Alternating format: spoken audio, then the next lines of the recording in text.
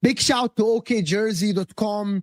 Scan the QR code below and actually go to the link below to get affordable football shirts from all the European leagues, including the English clubs, all of them, Liverpool, Arsenal, United, City, Spurs, Chelsea, all of them, of course, are all there. You can get the current ones, past seasons, and also some absolute gems out there, vintage ones, and actually very affordable football shirts, high quality, like the one I'm wearing right here. It is very simple to get one. Let me show you how.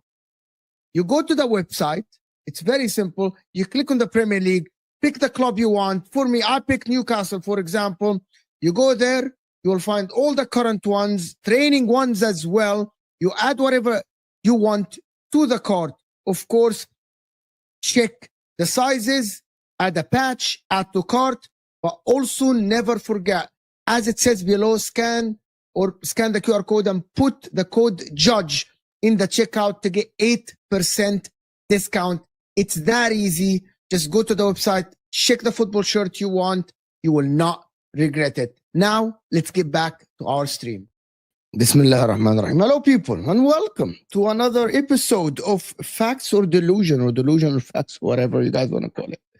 How is everyone doing? Hit that like button, guys, if you guys are here. This is going to be like the one we did with Ashraf or Igal the other day, which is getting different content creators, but individual ones to actually do the show.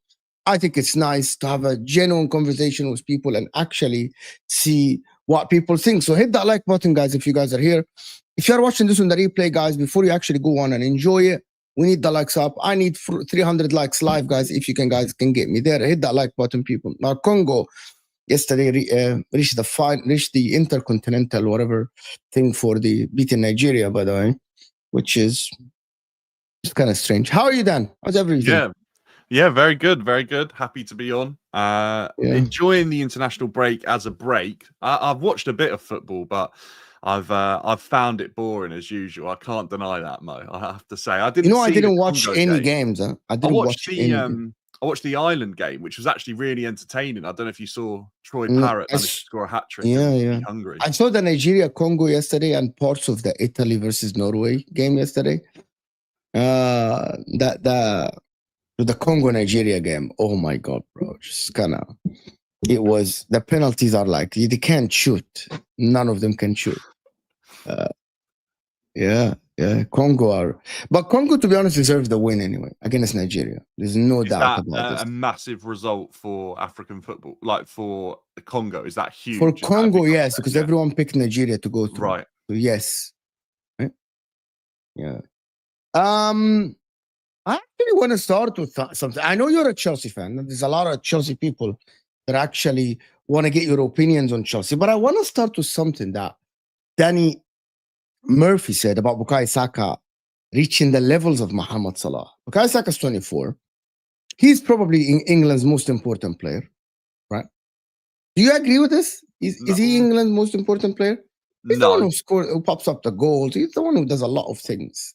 I think Harry Kane is England's most important player. I really do. A lot of people that don't want even Harry Kane to start. Yeah, which I don't get. I know sometimes we feel like his pressing's not been great, but I think in Thomas Tuchel's system, I think he is absolutely key to it. And I think an on-form Harry Kane carries England far in a tournament. I think England have players that can mimic what Saka can do and probably put a similar output out in an England shirt to what Saka can do. I think if Palmer was playing over Saka, you'd get a similar output. I think if, someone else was playing in that role, you'd also get a player that could do a job. I don't think England have a striker that can get close to Harry Kane if he's not playing for the team. But you know what? I was thinking about this the other day, and I think that people forget that I think England reached the finals because of Harry Kane. When people say that, no, we would have reached the final, I don't think England would have reached any finals without Harry Kane. Because the way he plays is so essential to the team. And that people don't realize this. Ollie Watkins scored a great goal, didn't he, at the last tournament, obviously, and Kane didn't score that goal. But I just think on a consistent basis at tournaments, Harry Kane has pretty much delivered at everyone in the Southgate era, and now under Thomas Tuchel as well. He's had a really good qualifying campaign. I think defensively we've been solid as well, but I do think Harry Kane will be England's most instrumental player this tournament coming up. I just don't think, when you look at levels in the squad and what can replace Harry Kane, I don't think anyone is at a similar level and works in the system in the same way Kane does. Going back to Saka, yeah, there is the question that people like, why do you think can Saka reach Salah's levels in the Premier League? He's 24 years old. Salah, by the way, when he came to the Premier League, I don't know, at Liverpool, I can't remember how old was he. He was 24 as well? I would have said older. I'm 2017 he joined. So how old is he now? 40? He's 33. 33. So he would have been, maybe like 26, 27? When he comes, wow. 20. Can Saka reach the level of I think it's about that sort of age though. Yeah. Can Saka reach the level of getting a 25 to 30 or plus 30 GA every season? Or is it impossible for him? I think it's impossible in an Arsenal team that currently plays in the way that it does. I just don't think he'll be getting those kind of numbers in the Arsenal side. In the way that they play, the way they're going to win games. I think Jurgen Klopp, and even last season under Arne Slot, they allowed Salah to play in a different way than Saka's allowed to play for Arsenal. I think he had a lot more freedom. I think the game went completely through him. I think Liverpool were reliant on Salah at times. Not that Arsenal haven't been, but I don't know. At this moment in time, I'd say no. I don't see many players getting close to the numbers that Salah was able to put up for Liverpool. But that's not to say that Saka won't get an unbelievable Premier League career. And I think he will be really, really good. And I think he'll have a fantastic career that probably ends up being comparable to Salah. But I don't think numbers-wise, if that's what we're talking, he will put up the same numbers. I'm just not sure that he will. Do you know what I think it is with Salah as well? I think he's absolutely electric with his pace. And I think that ultimately is something I don't think Saka has in the same abundance as Salah. I don't think they're similar in that sense. That's not to say Saka's slow, by the way. Can I give you the stats? Okay, so Saka, his first good season for Arsenal in the Premier League has 21 GA. Sorry, 19. No, yes. And then he had 26 GA. And then the season after, he had 28 GA. And then last season, in only 25 games, he had 17 GA. That progression in Bukayo Saka is, if Saka keeps progressing like this, and he plays like Mohamed Salah, 35 to 36 games every season, or 33 games, or something like this, I actually think he can get to 30 GA. And I think that can be consistent. And these are Salah's numbers. I know that Salah had his worst season was like 27 GA, but Salah doesn't get like 40 GA every season in the Premier League. I think Saka can actually get to Salah's level in terms of the numbers. I don't know if he'll ever have a season like Salah had last season, though. This is yet to be seen, but I think it's too early to rule him out from a season when he get like 20 goals, 20 assists. I'm not saying 47 or 45, but 40s. Once you get to that 40s, right? Now, this is a magnificent season. So why? Yeah. I actually think if Gyokeres banging in goals, right? Actually, Saka will have more spaces to actually work. You know what I mean? Yeah, 100%. Especially people actually as well. Exactly. If they get a left winger, for example, that will release the pressure of Saka. Also, people talk about set pieces. Saka from set pieces, you know what I mean? His delivery is spot on. It's very good, right? Yeah, so I mean, it's one of the main reasons they've been so good from corners. Exactly. So Saka, if he adds to his tally about 3 to 4 to 5 assists from set pieces, that is very good.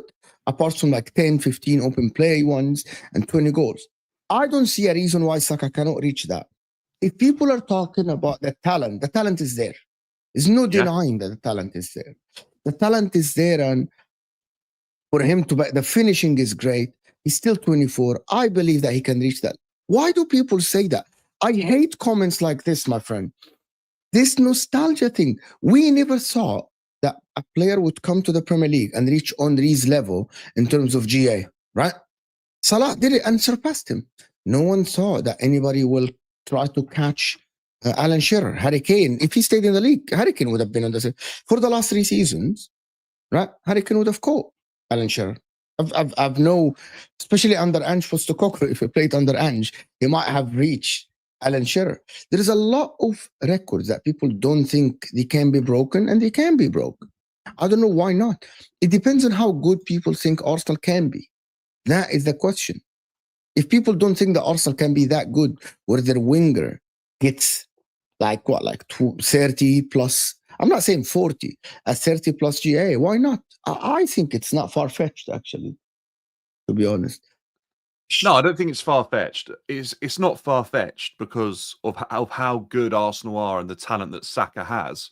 But what Salah has done is absolutely unbelievable. So to suggest that someone's going to match that, they're going to have to be in unbelievable form for a number of seasons. Pretty much, how many seasons has Salah been in the Prem now at Liverpool? 7 seasons? 8 seasons? 9 seasons or something. 9 seasons. So for 9 seasons, he's been pretty much consistent the whole way through.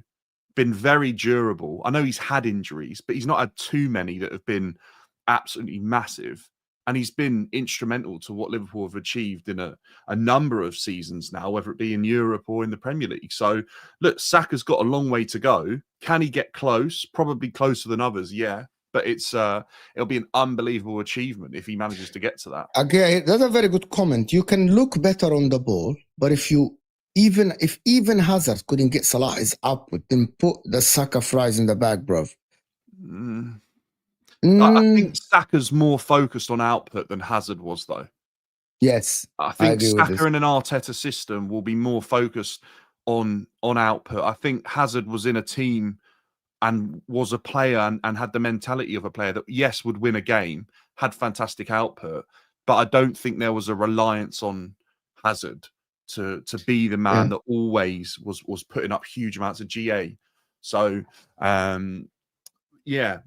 Arsenal Talk on Chelsea stream. It's actually yesterday, me and Ashraf spent 50 minutes on Chelsea in the beginning of the stream before we even touched on Arsenal.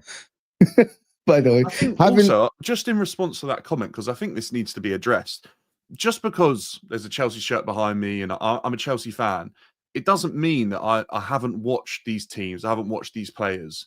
I spent my life around football. I have a knowledge base that's built up away from Chelsea and with Chelsea, and I believe I can talk in a way that fairly assesses what I've viewed with my own eyes without a biasness from who I support. And I really don't think it matters what team I support, and it definitely doesn't affect my opinion. So I think it's crazy that people don't like the other fans speak about other clubs, because on the Rational League, That's what we've done so well now for a couple of seasons, is have really good conversation as a group of football fans who can put aside their rivalries and discuss really interesting topics in the world of football. Yesterday, we got a lot of heat. Guys, can we get to 100 likes? There is over 100 people here. Can we get to 100 likes, people? Yesterday, we got a lot of heat when Ashraf was speaking about Estevao. And because Ashraf doesn't think that Estevao is that talent that people think he is, like a name or something like this. And people are like, no, you're biased. I'm like, this is his opinion. It's his opinion. It's just... And I think he was honest about his opinion, to be honest, Ashraf. Like, for me, like, for Chelsea, though, I got a question for you. Do you think Estevao should start all the time? I think it's really good to ask that question following on from that Saka discussion, because Yes. I think actually if there's one thing that's going to get in Saka's way, it's going to be potentially durability and injuries and overuse at a young age. And that's the only issue I'd have with Estevao sort of playing so much as a youngster. I think quality-wise and ability-wise, he looks better every single time I see him play. I think the Chelsea side are probably better with him in it. But I do think we have to remember that he's 18. He's just moved to a brand new country. Things are going well at the moment. But, you know, if you're playing every week and you start getting fatigued, or, you know, the challenge levels up a little bit and we go into that cold festive period as well, which is going to be a shock for him because I don't know if he's ever even been that cold. It's a huge adaptation to make in your life at that age. And I'm not trying to make excuses for him, but I think Chelsea are trying to protect him. And I think at the moment, as an 18-year-old, I can live with him not playing in every game, because I think Chelsea have got players where he doesn't have to play every game, but he should be, in my opinion, he should be the starter for Chelsea. And the reason I kind of agree with you on that. I think quality. And the reason why, because someone commented and said he's 18. I disagree, to be honest with you. If Estevao is as talented as people talk about him, then Pedri started multiple games for his team and his country at the age of 18. Had already Gavi, huge and that's injury. why, like, you don't have that. But Pedri played 50 games in one season. Yeah, Estevao doesn't have to play 50 Gavi games. the same, right? Gavi's had huge amount of injuries as a youngster now. He's I look at some of the other players that have played a lot as a youngster. Where are they at 28?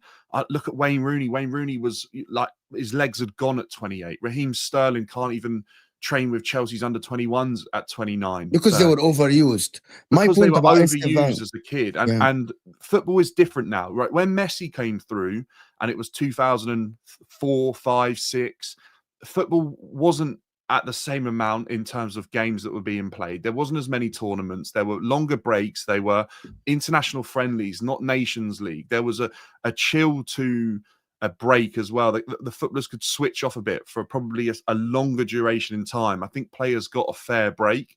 Now, Estevao could play as an 18-year-old every game in a season for Chelsea, 60 games, go to the World Cup, play every game in Brazil and go the distance. He's also played the Club World Cup the season prior.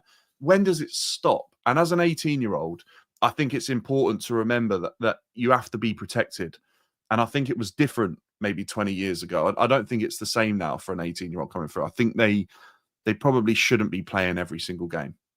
I actually think he should be the starter for Chelsea, in my opinion. Because of his quality and his ability. And then you can rotate him in the lesser games. You can sub him out a minute 60, 70. He doesn't have to play like Pedri was playing 90 minutes week in, week out, Champions League, Spain, Barcelona. But in my opinion, Estevao is similar to Musiala, for example. Musiala at that age was like if there is an important game, Musiala is starting. Musiala's had. No, he didn't have a lot of that ankle injury. His injury currently is an awful injury to be picking up at that age. Yeah, but that injury was because Donnarumma. Was it Donnarumma? Yeah, but it's that injury. Okay, that injury comes from that moment, but there has to be a suggestion that his body doesn't handle that impact well at the time because of potentially overuse and fatigue at a young age. And I think that's what Chelsea are doing. You know what the problem with Chelsea is? That you don't have that player that I think can replace Estevao. He's as good. In my opinion, Estevao is your best attacker. Yeah, but I think Cole Palmer, when available, takes some strain away from what we're asking Estevao to do. I think Pedro Neto is a good asset for Chelsea to have. I think if you look at Chelsea's squad, where is it most blessed? It's probably most blessed in its wide areas and its midfield areas, numbers-wise and quality. And I think its wingers, the squad's wingers, can do a similar job to each other. I think Estevao is going to prove to be the best one of the 4 or 5 wingers that we've got. But I think the others are all very similar to each other. And I think you get a similar level of output from the other wingers that are involved in the team. I actually don't think that your wingers is as good as him. I think he's a level above everyone else, in my opinion. That's what I said. I said it'll probably turn out to be the best. And then you've got Neto. Even today, he is the best. Like, it's not, he's going to be the, like, for me, when he steps on the pitch, I feel the difference in quality, to be honest with you. Yeah, I think the team do too. I think the other day when he come on, it absolutely lifted the game. Exactly that. The game, assist off the bat, literally within the first couple of touches. Every time he touches the ball, I feel like, I know why people compare him to Lamine Yamal and Olise and these guys. And the reason why, because when I was watching Inter, and I said that yesterday, and we were playing Bayern Munich and we were playing Barcelona, before the ball hit Olise's foot, as an Inter fan watching it, I did watch-alongs, and before the ball hit Lamine Yamal, I feel the danger. I feel, okay, something is happening. Estevao gives that same vibe for Chelsea. When Chelsea turn to the right, and they're giving the ball to Estevao's feet, you feel something is about to happen. He's about to do something that is different. He might not have the same technical ability as Olise and Yamal. He might not have. But he just he glides past the opponents. He makes things happen. And I think that is why I feel he's different. The ball goes to Garnacho, Gittins, or Pedro Neto. And you're like hesitant about, if something is going to happen. But Mo, at times, right, I agree with you. I think there's a level that Estevao's reaching. But I've seen this season Pedro Neto pull a game out of the bag, a goal and an assist that he completely made both those events sort of happen himself. I saw Garnacho the other day absolutely breeze past a player, get the ball and just travel with it and end up getting an assist for Pedro Neto. Now, I'm not suggesting they're on the same level, but they're the sort of things those players have to do and have to be better at when a player comes in like Estevao, because it lifts their quality. We talk about competition in squads and competition for places. That's the sort of thing that happens when they look at an 18-year-old. They think, hang on, I'm a 25-year-old pro. I'm a 23-year-old international that can't get in my national team at the moment. And I'm not playing at the club I've just moved to because of an 18-year-old kid. I need to up my game. And then I think we'll start to see that. And that's, in theory, what should happen. But I do think Estevao currently is the most exciting player at Chelsea. Do you think he's the most exciting player in the Premier League?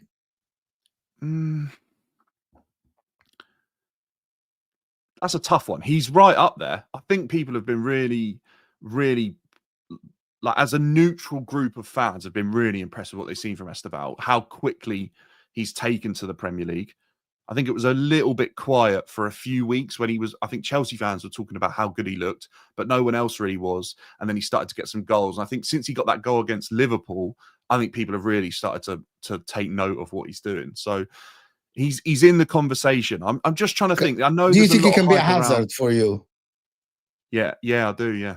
You know what? Really? I said the other week, and I still think there's a lot of development to go, and there's a lot of time, and anything can happen. But I said the other week, didn't I? And I know some people gave me a bit of stick for it, and I can kind of assess it. I wasn't getting overhyped because of how much there was to go, but I said the worst level he will be as a player is Lucas Moura. I genuinely think that might have already been surpassed with what I've seen. If he, like, the way he's going with Brazil and what he's doing at Chelsea, I can't see him being that level as his base level. I think he might already be above that. So maybe you have to start looking at bigger and better named Brazilian players and start suggesting that that's the baseline that he has to be getting to. Because how many Brazilians have done what he's doing in the Premier League as an 18-year-old? Not many. How many have done it in Europe? Well, not many. It's a small handful of players that have really got to an elite level that quickly. He looks fantastic. And I do think he's probably one of the most exciting players in Europe at the moment, let alone the Premier League at his age. Ashraf said yesterday that he thinks his level is Willian. This is his level. Was Willian better than Lucas Moura? Yes, for me, yes. Yeah. So there we go. That's the level up already, isn't it? Is that Ashraf's already saying he's like Willian's level. I think if a player comes from Europe and has a career that Willian did, you've got to be very happy with it. You've achieved a lot in your career to do that. And I Willian like Willian. is still playing at 40 years old. I think he was actually a little bit underrated at Chelsea at times. I think he's a real top player. But the thing with Estevao is he might even be better than what Willian is. He might even be able to go. I think he will be better than Willian. I think he will be better than Willian. Well, who's in that conversation? We're talking like Ronaldinho's, Neymar's. We're talking about some of the best Brazilian players to ever play in Europe. The problem is the Premier League, wingers wise, for me, in the modern era, because of the 4-3-3, like, I'm going to give you a name that will be a shock for people in terms of the level. That's what I think he will be, right? And I know some people get triggered by it. Saka never had a 30-plus season, so never will with that hammies. What if he recovers, my friend? What if he recovers and becomes good? Like Cypher Blue, like, why are you assuming that? He's already got a 28 GA in an Arsenal team that I don't think it's fantastic. Now, this season, he has had injuries, yes, but I still think that he's 24. He's going to develop. And the goal that Saka got the other day against Sunderland, you can't tell me that wasn't explosive. And over a short distance, he was able to get away with his player, weak foot, beats the goalie with a great finish. They're the sort of goals that I think won't go away from Saka, even if he has hamstring issues, he will still be able to come up with moments like that. So he's a top player, Saka, and I do think that he needs to be protected. And I think Arsenal did that in the summer by bringing in the likes of Madueke, all right, injury, but they added a bit of depth in the area where they can allow Saka to just have a bit of a breather, because he was another player that was, since he's been 17, 18, he's just been used week in, week out in every competition, barely given a rest. I'm gonna give you the name that I think Estevao will reach, but also I'm gonna ask you a question. Since we have a lot of Chelsea fans in the chat as well, we're gonna ask about, we're gonna talk about Chelsea. More even negative than is present Estevao, bring Ashraf in. Dan is not negative. I don't understand why you're assuming this. Here's a problem with the new content creation thing. You label people as either negative or positive, but there are people that just talk sense from their point of view. You might not have to agree with their view, right? Like, I think actually Dan is very open to debate anything. You can debate Dan on any of his opinion. You can say his opinion, I don't think that your opinion is correct on Maresca, and I can debate Dan for that opinion. I can be right, he can be right. It doesn't have to be that he's negative. I don't think that labeling someone as a negative, there are some people that are negative, but labeling someone as a negative, I think it's disrespectful, especially because they're trying to give their best opinion out there, Cypher Blue. So I disagree with you completely disagree with you here.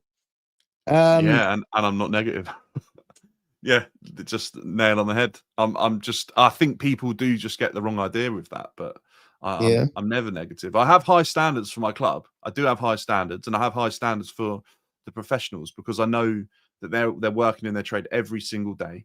They get paid huge amounts of money, and I do think they should be striving to achieve the absolute best, because I know that most people, if they were given that chance, would do that. And I have high standards for that. It doesn't mean I'm negative. I just expect these people to meet those. I'm, in my opinion, right, I think the name that it comes to my mind for Estevao is Mane. And the reason why, player though, aren't they? No. I'm talking about the level, not the same. Oh, the level. Okay. Estevao is not similar to Hazard. It's not similar to Saka. It's not similar to Salah. He's his own player, right? The level. What I'm talking about, a level, is because you have Cole Palmer in the team. I think Cole Palmer will always be the star. People who are talking about Mane and Salah, Mohamed Salah was always the star for Liverpool, always, because of how he broke in the record of the Premier League when he came into the team. Even though some people said, and I agree, some seasons Mane was better in some parts of the season, right? But always Salah is the poster boy for Liverpool. Always Salah is the guy for Liverpool. He has the murals and all the stuff. I think that Estevão can be the Mane of this Chelsea team. It doesn't have to be the same positions, but the guy that maybe does everything, and Palmer is the star boy. That Palmer is the guy that is always going to be there. You know what I mean? So he'll be the Rodrigo to the Vinicius and the Mbappe? No. It will be Mbappe. You know, he will be the Vinny for Mbappe. You know, Mbappe taking all the headlines now. Yeah. Mbappe taking all the headlines because of the goals and everything. Vinny's taking a second role now at Real Madrid. I think Estevão will be the Vinny for the Mbappe, which is going to be called Palmer, in my opinion. Okay, yeah, I hear that. I definitely think there's potential for him to do that. I think because of his age and the fact that someone's already an established star at the club that he's at, I think you make a good point there. I think Oxlade-Chamberlain actually did an interview with Ben Foster I watched the other week, and he said, I watched it. Do you see the difference that he said about Salah, and he said about Mane, that there were different? He literally said exactly. Salah is the one that will take the headline. Mane we give Mane the ball if we're in trouble. Yeah, and in those tough games, those really tough games, he said they would almost look to Mane instead of Salah, and I think that says a lot about a player like Mane. Because I think Mane is more. I think Mane in dribbling and getting out of trouble. I think Mane was always talented. I think Mane was more talented than Mohamed Salah in terms of like Mane. I'm gonna tell you something. If Mane was at Chelsea, he would have reached Hazard level. I think he was a fantastic player, and probably because he was, there was another player there as hungry, if not more hungry, to get goals than him at Liverpool. That ultimately he probably didn't get the numbers he could have been capable of if he was in like a solo team. I mean, you only have to look at what he was doing in a Southampton side to know how good of a player he was, because he was winning games for Southampton on his own. I mean, he got that hat trick that obviously is like famously spoken about in the Premier League, and I don't think many players would be capable of doing that in a Southampton side. And physical specimen is actually bang on, by the way. Yeah. And but one of the things that Aris that I wanted to bring up when you said that is I don't think Estevão is weak. No, it's an 18 years old that will get stronger. And guys, can we get the likes up, guys? Don't forget to hit that like button, guys. The like button is underneath your live chat. So close the live chat. Let's get in the next 5 minutes, at least get to 100 likes as a first step. And then we move on to the next one. So hit that like button, people. Come on. Don't be cheap as well in terms of like the likes. This is the free option. Hit that like button, people. Come on. It is Quenda is more like Chelsea money. Bro, it's Quenda guy. I have no idea who Quenda is. You all at Chelsea sign a lot of players that Issogo is going to be the next Caicedo. Andre Santos. He looks really good though, Mo. Like, to be fair, and I was a bit like this with Estevão as well. I can't, what is Quenda for me? I'm like, who is Quenda? So Quenda is the guy. I actually didn't realize it was the same person, but I was watching the game last season where Amorim was in charge of Sporting and they played City. Quenda got the ball on the right-hand side, cut inside on the pitch, played a through ball through to Gyokeres, and I think they ended up scoring from it. And then I found out that Quenda's the player that's joining Chelsea. He's a 17-year-old. He looks really talented. He does look like a good player, but I don't like to do too much too soon because so much can happen as like a 17-year-old kid. And also, until they come to the Premier League and they really do show that they can live with it and deal with it, then I don't think it's fair to start putting these players on hype levels and pedestals that they're really on. But, Estevão's come here with a lot of hype, and early days, he's showing he can deal with it. He can live up to the level and expectation people had of him. I tell you something about, like, what do you think? If I compare, is it unfair to compare Estevão to Savinho? Savinho came into the Premier League, looked good in the beginning, dribbling, blah, blah, blah, and then he faded away. What would be what would be the debunking for that theory? Well, I think we see this with a lot of youngsters, don't we? And it's how long does that naivety and freedom last before they become their own worst enemies and they change their game and they start playing a different way, or a manager gets hold of them and tries to transform them into something they're not. And I think, Cole Palmer's one of those players, isn't he? Because that first season under Pochettino, he got a lot of freedom and he could express himself, and the team passed the ball to Cole Palmer probably more than anyone else in that Chelsea side, and he got an unbelievable amount of goals and numbers. Last year we saw Maresca sort of try to move away from Cole Palmer FC and try and build a team that was able to win games with or without Cole Palmer in it. We're now seeing this season he actually might have done that because Chelsea are getting some results and Cole Palmer's not really been part of Chelsea's team this season. So I think it all depends on development, freedom, and their mindset with how they can develop. And you look at players that have been right at the top at a young age, and then sometimes they just sort of drop off. And there's plenty of examples of youngsters coming through that haven't quite been able to deliver after their first spell or season. So Estevao has to basically come in, perform, and continue to perform. And then every season, he's got to be looking to better the season before and improve on it, because that's what the best players do. They're always hungry to keep doing more. It is Brazilians who said Estevao is the next Neymar Jr., not Chelsea fans. I hear you, but also they said Endrick is the next big thing. So it changes. yeah, he's not on Neymar. I personally don't think he's on Neymar's level. I don't think he is. And that isn't like a criticism of him. I just think we have to remember just how special Neymar was and what he was doing at his age. And I think it's incredibly rare that players come along that are at Neymar's level at that age and can come to Europe and perform that consistently. And I think that's why people have been impressed with Estevao, because even Vinny came to Europe and didn't hit the ground running in the same way that Estevao has. Yeah. For me, let's talk general on Chelsea then, guys. Mm-hmm. Guys, again, we're trying to reach the 100 likes to get there. When I keep saying that Chelsea, someone commented yesterday about that Chelsea winning the title. The aim for Chelsea is to win the Premier League. Maybe not this season, but the final target is to win the Premier League, like every other big club. Is it this year, next season, the season after? That's not the point. Someone put in a comment and said that the likes of Palmer, Estevao, Caicedo, Enzo Fernandez, João Pedro, Lavia, Cucurella, Reece James, these are the people that Chelsea want to keep to win the title. And these are the people that will have the experience to win the title in the next year or two, right? I am not sure if this will be the case. I actually think that the way Chelsea are going still, I am not sure in this era, not this era, in the next 2-3 years, if the board continue like this, Chelsea will win the title, in my opinion. I'm not convinced with this, to be honest with you.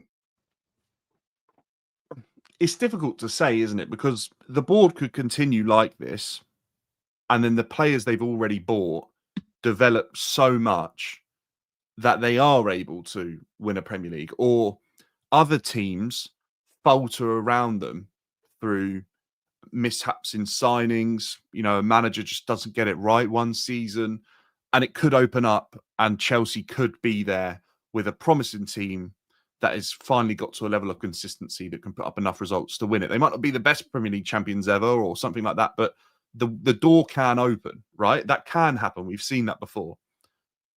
But at the same time, I think you've got to look at the other big teams that are fighting for the Premier League and the way they're going about building their squads, signing players. I think they're doing it in a more aggressive manner to try and win the title before Chelsea are. I think Chelsea believe this squad will develop and eventually get to a really, really good level. And I think it's showing that it's improving. But I look at even, and I'm not saying they're going to go and win the Premier League, but look at the way Manchester United recruited this summer. If Chelsea were dead serious about winning the league this season or next season, then it should have been Chelsea trying to sign Cunha, trying to sign Mbeumo, players that have put up big numbers in the Premier League, that have proven for a couple of seasons now they're really solid players. And I just think if you're trying to win a Premier League and the board is desperate to do it, you act in a more aggressive manner in terms of proven players and recruitment strategy. And it's not to say Chelsea's won't work. I don't know. No one knows if Chelsea's model is going to work because it's never happened before at this level in the Premier League. My counter to this is that you have a lot of money spent.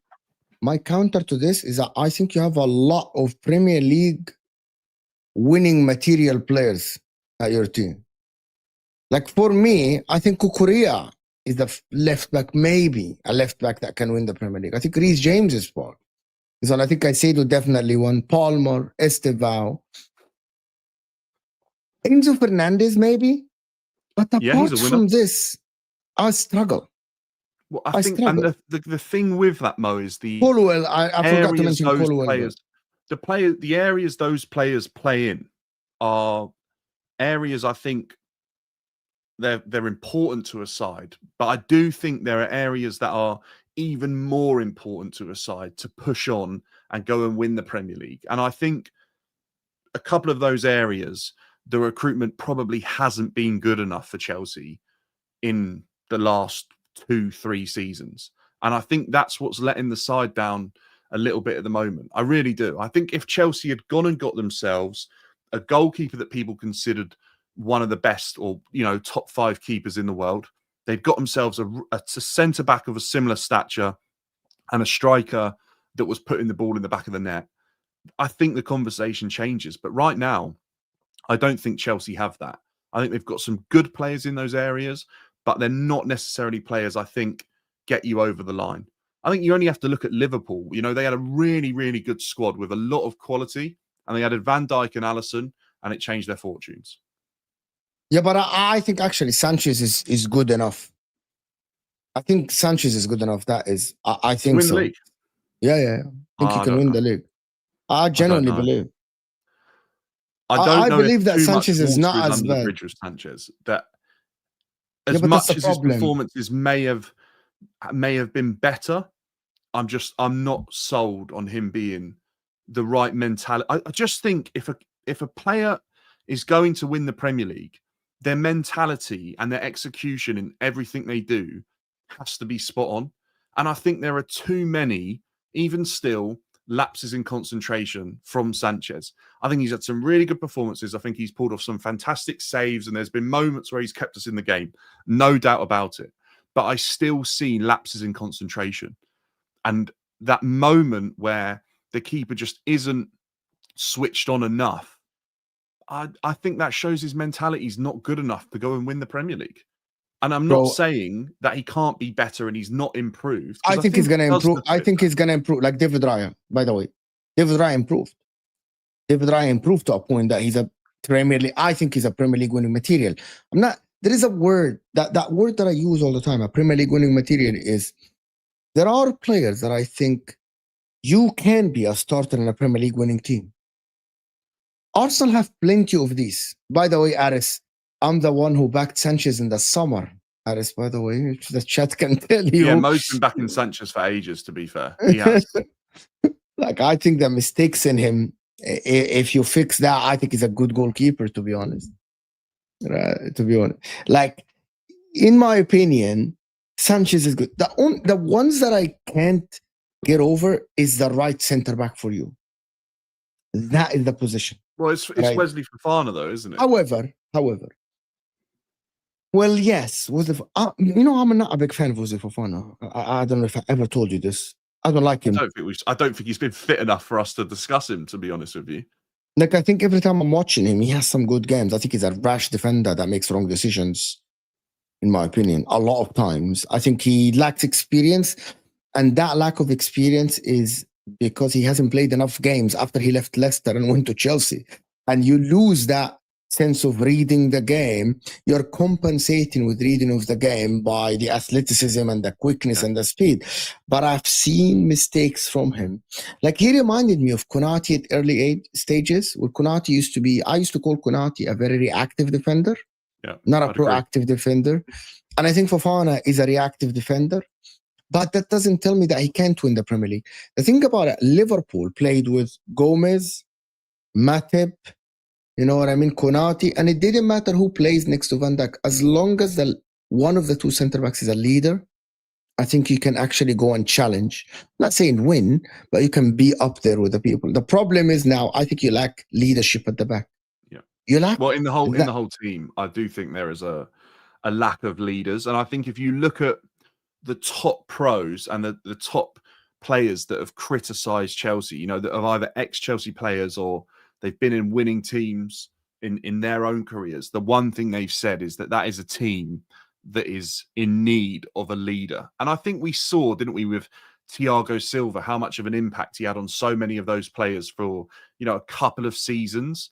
But I think since he's gone, I think Chelsea have definitely craved that and have needed someone to sort of mimic what he's done. I look at Chelsea's leaders now. I think Reece James learnt a lot from Thiago Silva, but I still think there's room for. I think Reece James is a leader. I think Caicedo can be a leader.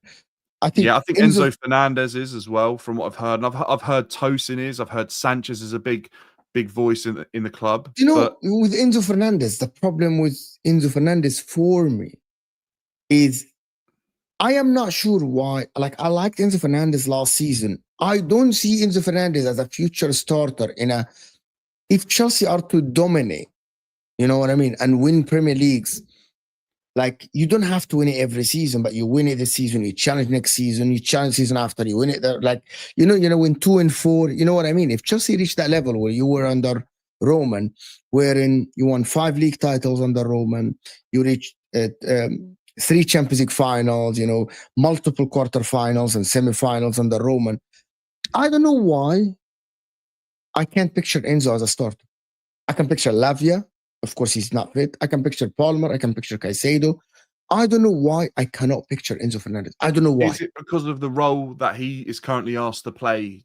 Just doesn't seem like that. I don't know if I think the role doesn't fully, although he's done really well in it, I'm not sure that it's a role. The problem is, I think because Enzo Maresca cannot get a consistent performance from Enzo Fernandez in any position in terms of and I'm not talking about the 8. The number 8 thing is different than what I'm talking about. What I mean by the position is, some games I see Enzo Fernandez dropping deep, building from the back with Caicedo. Some other games, I see him be next to the striker. Other games, I see him on the right side in the half space next to the right winger.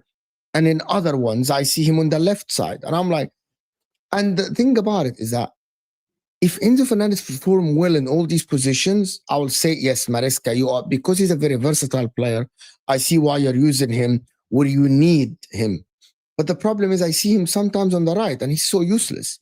But then the next game, he would go to the left and be good. And then the game after on the left, it would be a little bit underwhelming in comparison with the rest.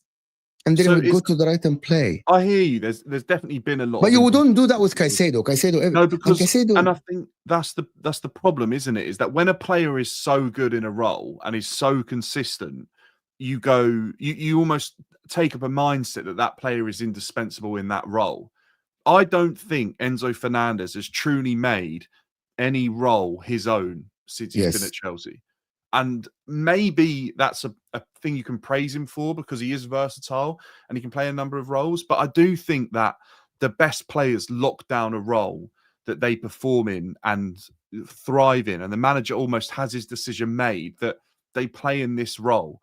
And I just don't think he's really locked one down. I think we saw under Potter, didn't we, in the early days, he looked like he was going to be a guy that was probably more of a 6, ran the game, got on the ball, tried to, dictate the tempo.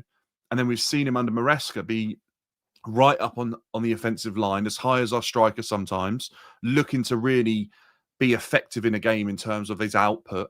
And I think he's done a really good job at that. Last season, he was great at that. And under Poch, he obviously tried to overuse him and have him put out a huge amount of numbers in terms of running and his distance covered statistics. And I think we ultimately got injured.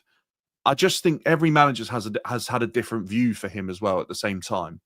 I think he's a really good player. And I actually think if he was to ever leave Chelsea and go to another team, I think you'd end up seeing more from him. Maybe. I take him at Inter in a heartbeat to play next to Barella. I think a lot of teams, I imagine if he was in the Arsenal team right now, I genuinely think you'd see him playing a slightly different role to what he plays at Chelsea. And I think people might rave about him.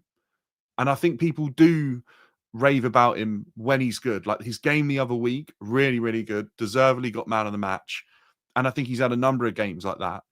But then I think there are games that aren't quite at that level. And then people remember the price tag and they get on his back straight away. Yeah, I agree with you. It makes it very tough. But I can ask you something about this that from Chelsea.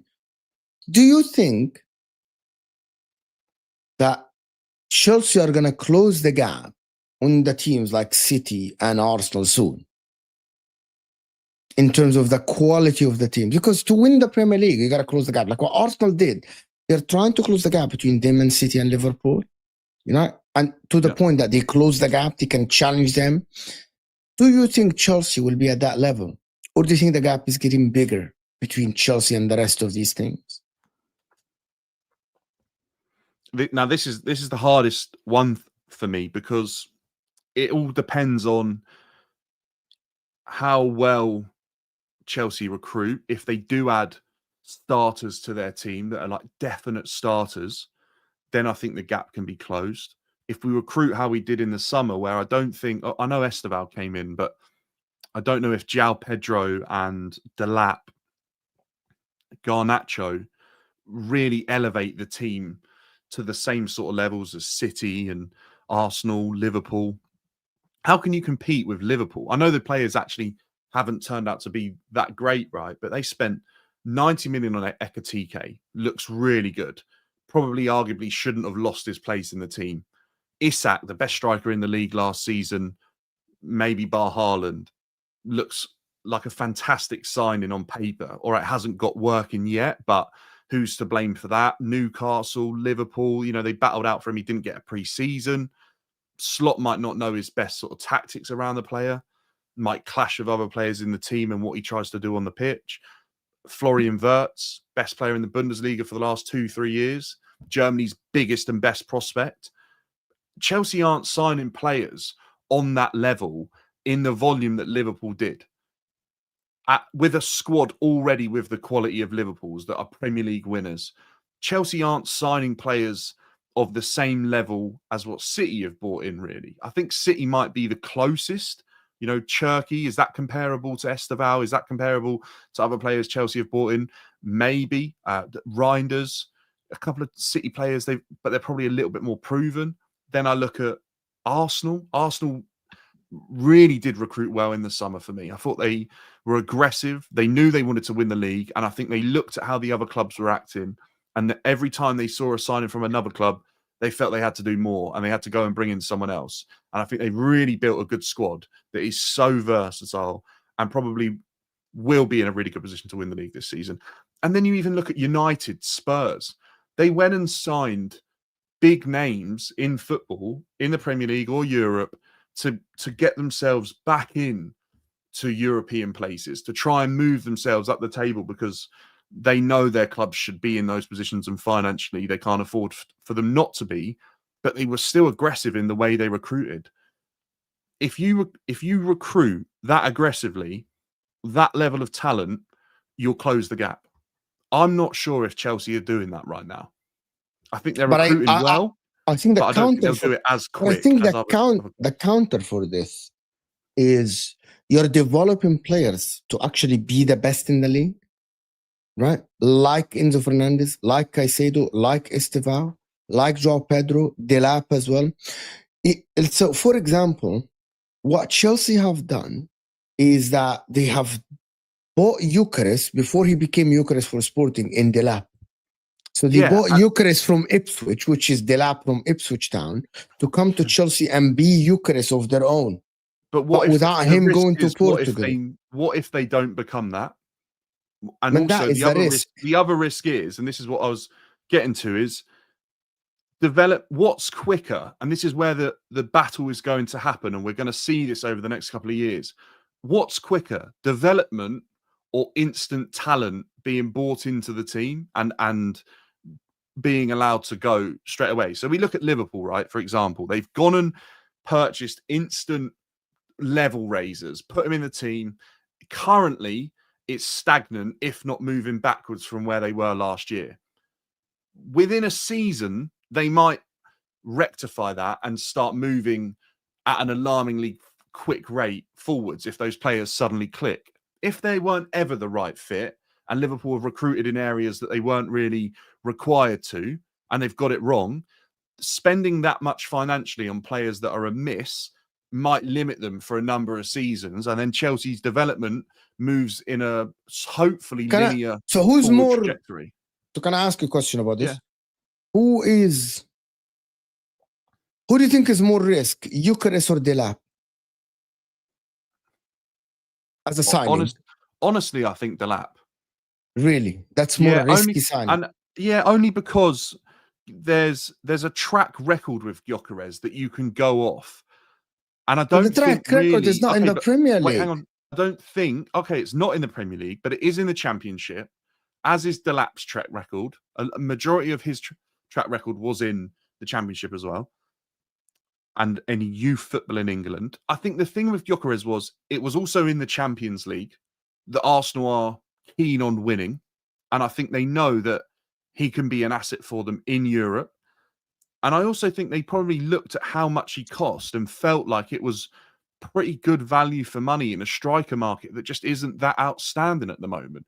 And I think Chelsea probably looked at Liam Delap and felt that he was a good fit because, one, obviously there's a link to Joe Shields and the recruitment policy and players that are already at the club. There's a sense of familiarity around Delap, and he's already got pre-built friendships before he even comes to the club, so he should settle easier. And there is a talented player there who did well for Ipswich in the Premier League. But what you have to remember is Ipswich was very, very different to Chelsea in the Premier League. And the goals that he was able to score for Ipswich are potentially from different scenarios that Chelsea are going to have. Like, how many teams realistically played in a low block and made it a difficult afternoon against Ipswich?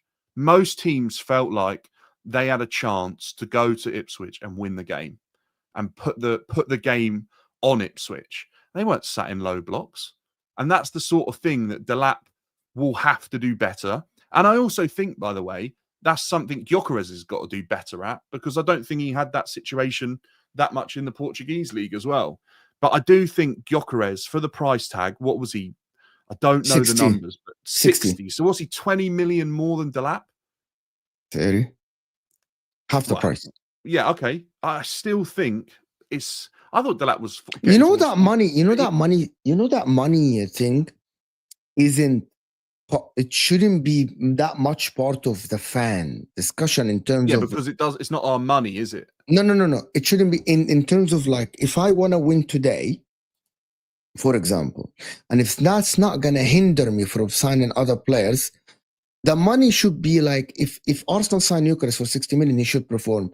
But then when you ask about risk, do you not have to then include the finances and the outlay of the cost of the asset? 100%.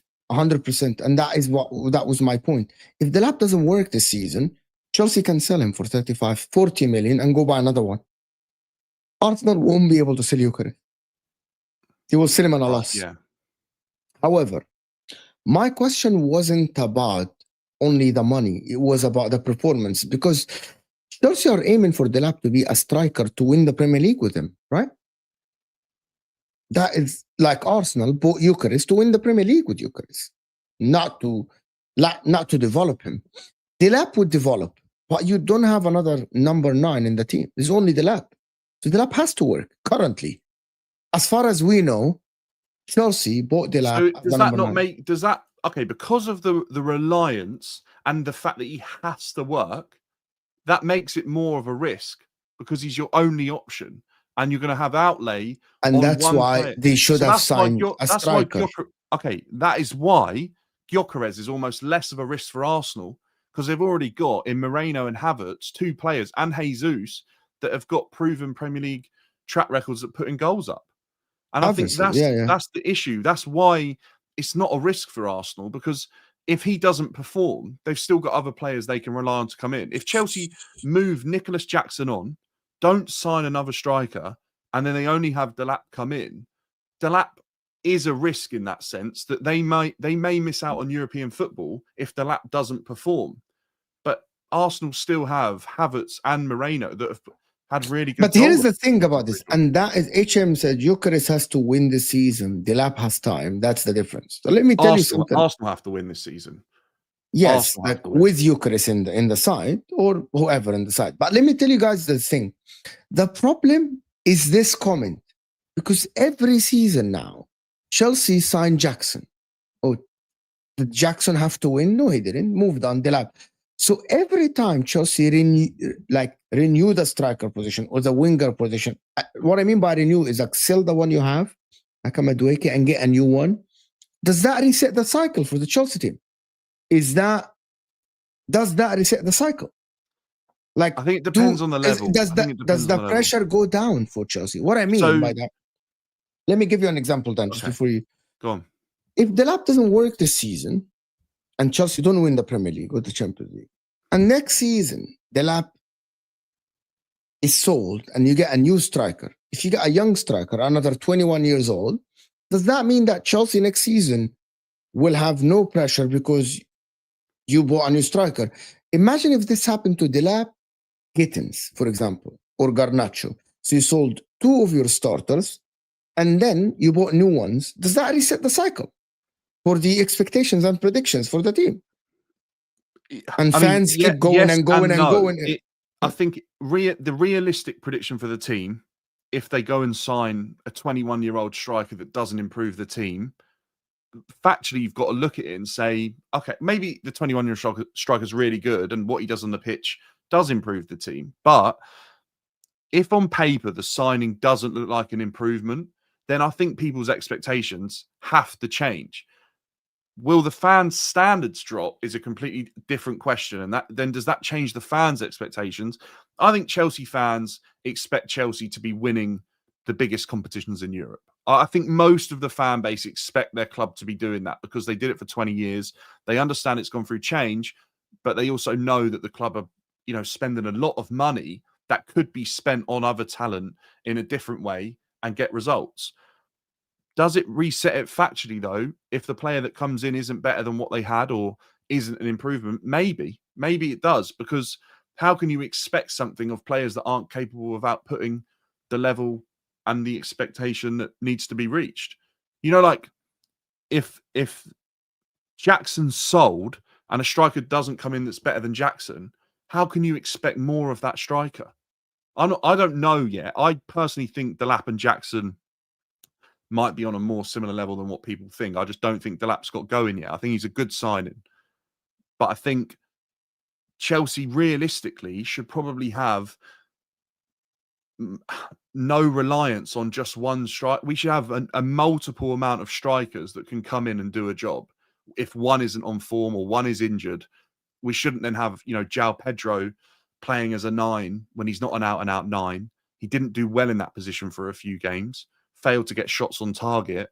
Chelsea as a club, with the amount of money they've spent, shouldn't ever find themselves in that position. Yeah, I agree with you, to be honest, for Chelsea. I'm just thinking that Chelsea should aim for more than... Of course they should. But... And the problem is the striker position is so crucial to a team's success, especially when you have young wingers, especially when you don't have a Mane or a Salah or someone that will bang in 20 goals from the side. The striker position is so crucial. But look at what's happened at Chelsea. And I think if you look at what's happened at Chelsea, especially since the owners have come in or very, very recent to when they joined, Chelsea had spent a lot of money on Lukaku, a lot of money. That was the so-called answer to a team that needed a striker. It had some real promising players, but it needed a striker that could put the ball in the back of the net. Hadn't really replaced Diego Costa. He come in, it didn't work. Chelsea hindered themselves financially because of how much money they put into Lukaku that they then couldn't re-enter the market straight away. Then obviously everything happened with the takeover. Early days of the takeover, the philosophy was still recruit big names and spend a lot of money on them and we'll get results. They then weren't the right signings, and I don't think they were thought through very well either. I don't think the recruitment was bang on. I don't think we'd identified the players that the squad really was lacking. And obviously there was a huge amount of transition going on at Chelsea at the same time as a club on the pitch, off the pitch. It didn't work. I think the owners then took a view that big name recruitment is a risk that might not pay off and it might not be worth us doing that. And I think we've seen them almost neglect big name recruitment of a certain age and a certain wage amount. They don't want to bring those players in because they saw with Sterling, they saw with Koulibaly, they saw with Aubameyang that those players really didn't live up to the level people thought that they might do. Lukaku, they saw that with as well, who Chelsea had purchased for, getting close to 100 million. Big amount of money was spent on these players and their wages, and it hindered the club, and they didn't really perform at the level. You look at Liverpool this season, they've spent big money on big name players, and you'd arguably say they currently haven't made Liverpool any better than they were last season. So I think Chelsea are probably looking at that thinking, our method is more effective in terms of the amount that we're spending and the level of improvement we get and the outlay of cost. Do I think that's right? No, because I think you can get your recruitment bang on with big name players that cost a lot of money, but if your recruitment's right and it's the exact player you need, it can fit like a glove. And I think City showed that with the arrival of Haaland. When they were desperate for a striker and they needed that striker to come in, they got that bit of recruitment spot on and they've never looked back. And clubs can do that. Liverpool did it with Van Dijk. They spent a lot of money, a record fee on Van Dijk coming to the club. They've never looked back. They did the same with Alisson. And I think it can say a lot that you can't be scared of taking the risk of recruiting the biggest and best players at a humongous cost if it can make your club jump to the next level, if you like, or take your club to that next trophy, even if it does cost 300 grand a week or 100 million.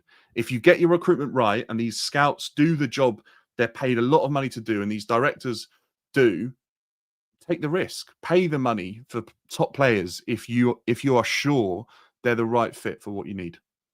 Yeah. Listen, I gotta say that for Chelsea, a lot of people talk about the money in terms of like what we sell a lot of players, which is what people saying in the chat. But we sell a lot. We recoup the money, but that doesn't go to your pocket. What you gain from supporting Chelsea is joy, is not that, oh, we sold this guy for that many. We sold that guy for that much. You know what I mean? What you get is winning games, is competing at the top, is competing with the best of the best. That's what all of us want for our clubs. That's what I want for my club. I don't care if my club sell Bastoni for 100 million tomorrow if they don't replace him with someone at the same level. If Inter tomorrow sell Barella or Bastoni for a ridiculous amount of money, but they replace him with a young and we don't win, do you think I'll be happy? I didn't make that money. Personally, I didn't. Personally, I gained nothing. I gained zero from it, other than heartbroken that a player left and a player that is not at the same quality came to the club. Imagine if, I just want people to imagine one thing. Imagine if Chelsea sell Garnacho and Gittins after 2 years of development for making a lot of money, and they sign new 21 years old or 20 years old wingers again that are exciting. But we waited to develop these two. We waited. Why are you selling them now? And I don't get that money thing with some of the Chelsea fans, but I get the standard thing. Okay, so I think some Chelsea fans do too much at times, and they try to use it as a coping mechanism. I think currently with the squad, it's used as that player didn't really work out, but we got money for him, so we don't really care. But at the same time, there was a point when, Chelsea had Hazard on a year left on his contract, if not less, generated a huge transfer fee for him, but had also got a lot out of the player. So there was almost like an acceptance that we got a huge transfer fee. We'll let a player move on. We really don't want to see leave. He's the icon at the club, but we know he's going to Real Madrid. You can't ever stop a player going to Madrid. It's probably the biggest fish for their own personal career. But we got a lot out of Hazard, and he gave a lot to the club as well. And I think that's why he's held in such high regard. And you can sort of praise that Marina at the time managed to get a fantastic fee, and she did that for a number of players. And this new ownership have done the same, and they have to be praised for that. But I think if you're going to have a player leave and you're going to get good money for him, you don't want to keep making mistakes when it comes to recruitment, and then you just go, oh yeah, but we didn't lose any money on him. When players join the club, I want them to add something to the club. I don't care if it turns 5 million around on the books that gets them out of trouble because they made a mistake on another signing, or they paid over the odds for a player they really couldn't afford to. That's the sort of thing that doesn't bother me, because it's not my money and they're in a position that they run the club financially. But, you know, if you can get a decent transfer fee out of a player leaving that's done well for you and is a big player, then sometimes I think you can make that sort of acceptance and have the joke about it online in discussions and say, yeah, but we got great money for it, so softens the blow. But I don't, you know, like the Renato Vega one, that is an absolutely atrocious signing. I don't know what happened there for it to go so wrong in such a short amount of time. Yes, we did make a bit of profit on him, and fair enough, we made a bit of profit, but I don't see any of that. But did we recruit well enough to replace what he was bringing in? It just all feels a little bit of a mess to me. And I just don't think that sort of recruitment, I almost feel like the club are giving themselves way too much work. You know, why bother signing Vega if you're not going to play him in the position that he wants to play in? It's going to fall apart as a relationship within a couple of months. Yes, you make a bit of profit, but for all that paperwork and time, you probably could have gone and signed a centre-back that wants to be at the club, will play, or you could have gone and used that time to sign yourself a goalkeeper that's better than what we've got, or put that time towards it. That's the only thing I think is, are they stretching themselves too thin, recruiting players that are never going to have a future at the club? That's the only issue I have around the high volume amount of signings coming into the club is, one, are they good enough? And two, is it worth the time? Before we move on from Chelsea, big up everyone that is here. Guys, hit that like button. We need the likes up a little bit. I wanted to ask about Maresca. Is Maresca the coach to lead Chelsea to win titles and build a dynasty that people talk about?